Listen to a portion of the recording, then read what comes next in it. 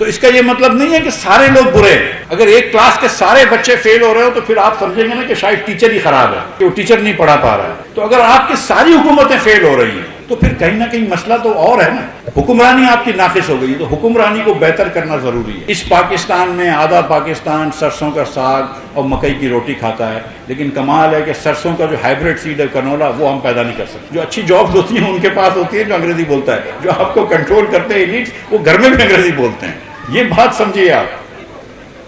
ہم اس سے آگے نکل گئے ہیں, اور یہ کیونکہ یہ نہیں ہوا ہے اور کیونکہ یہ اشرافیہ کی حکومت ہے, اس لیے حکومت جو ہے وہ ہماری, اور یہ ڈاکٹر صاحب نے بھی بات کی ہے, ہماری جو گورننس ہے, اور یہ میرانی صاحب نے بھی بات کی, ہماری گورننس جو ہے وہ کمپلیٹلی ان ایفیکٹو ہو چکی ہے. ناقص ترین گورننس ہے. ہماری حکمرانی کمپلیٹلی ناقص ہو گئی ہے.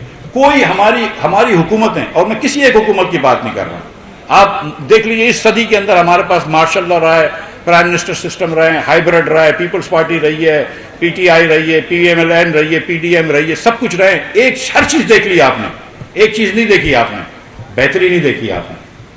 لوگوں کی زندگی میں بہتری نہیں دیکھی آپ نے. ہر قسم کی حکومت دیکھ لی.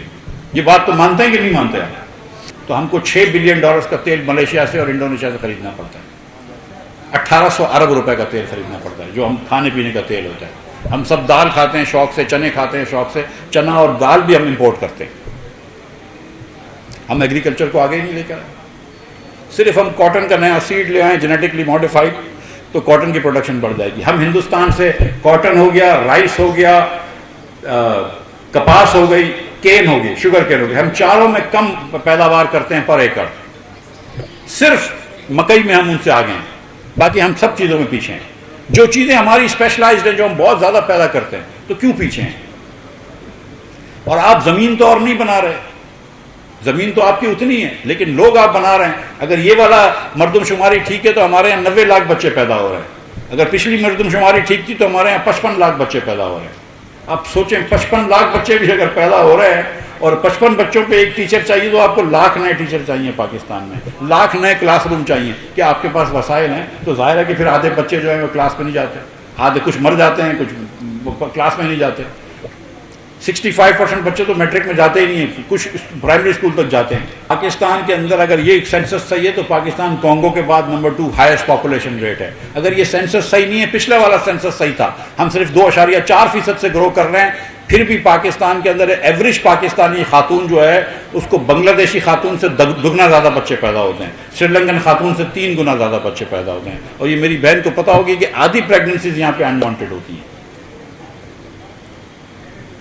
صرف بنگلہ دیش میں اور میں کیا فرق ہے؟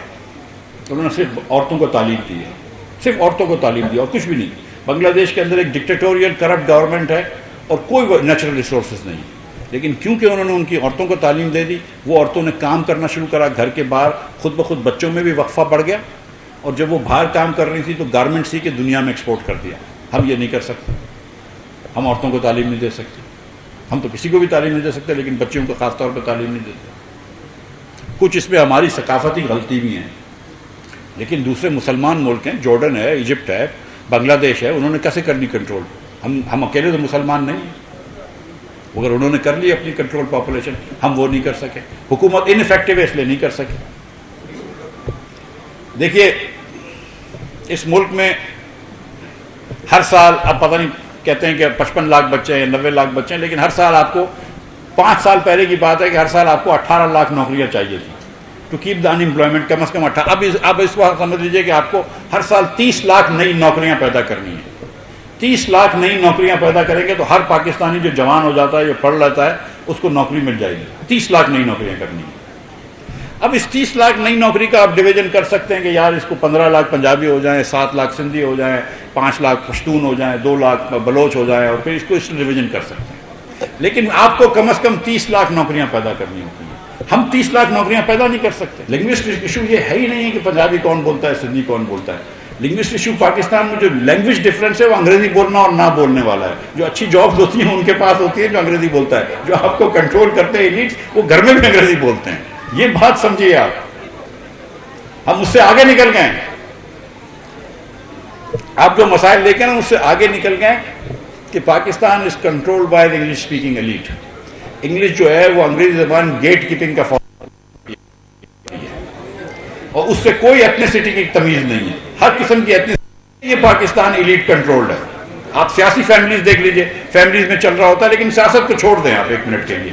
آپ علماء کرام کو دیکھ لیجئے.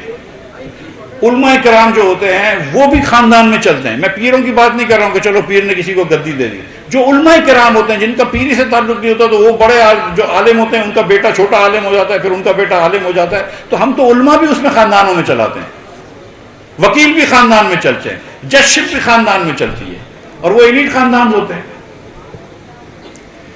کیونکہ پاکستان ایلیٹ کنٹرولڈ ہے تو ایلیٹ کو کیا چاہیے؟ ایلیٹ کو چاہیے کہ جدھر میں پہنچا ہوا ہوں وہاں پہ وہ ٹھیک ہے.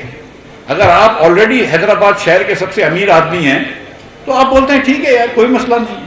اگر آپ آلریڈی پاکستان کے سب سے امیر آدمی تو ٹھیک ہے، ہو سکتا ہے کہ ہندوستان میں آپ سے زیادہ امیر لوگ رہتے ہوں، بنگلہ دیش میں آپ سے زیادہ امیر لوگ رہتے ہوں، لیکن پاکستان میں تو آپ راجا ہیں نا. تو آپ اپنا جو دیکھتے ہیں کہ میں کہاں کھڑا ہوں، اپنا ریلیٹو دیکھتے ہیں کہ باقی لوگ کہاں کھڑے ہوئے ہیں. تو وہ سب لوگ جو پاکستان میں اشرافیہ ہے وہ خوش ہے اس سسٹم سے.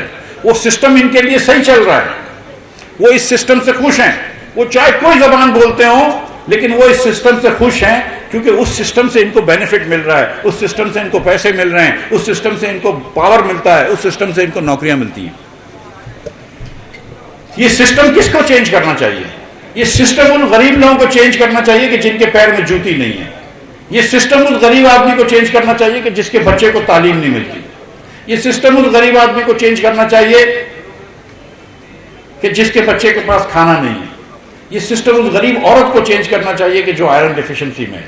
یہ سسٹم اس غریب عورت کو چینج کرنا چاہیے کہ جس کا بچہ مر جاتا ہے 28 دن کی پیدائش میں، 4 ہفتوں کے اندر. یہ سسٹم جو ہے یہ پاکستان کے لوگوں کو بدلنا ہے. تو ہم یہ سمجھتے ہیں کہ یہاں پر 75 سال بعد جس طرح ہم پاکستان چل کے جا رہا ہے تو وہ 1% لوگوں کا تو بہت فائدہ ہوا ہے، اور 10% لوگ بھی کمفرٹیبل ہیں. اس میں سے بہت سارے لوگ یہاں بیٹھے ہیں آگے کی نشستوں میں بالخصوص. لیکن جو باقی 90% لوگ ہیں نا وہ کمفرٹیبل نہیں ہیں. اور جب تک آپ ان کو سسٹم پہ نہیں لے کر آئیں گے، ان کو ٹیبل پہ نہیں لے کر آئیں گے، تو آپ کا کم از کم ضمیر ملامت کرتا ہوگا، یا آپ بھی کبھی آگے بہت ترقی نہیں کر سکیں گے.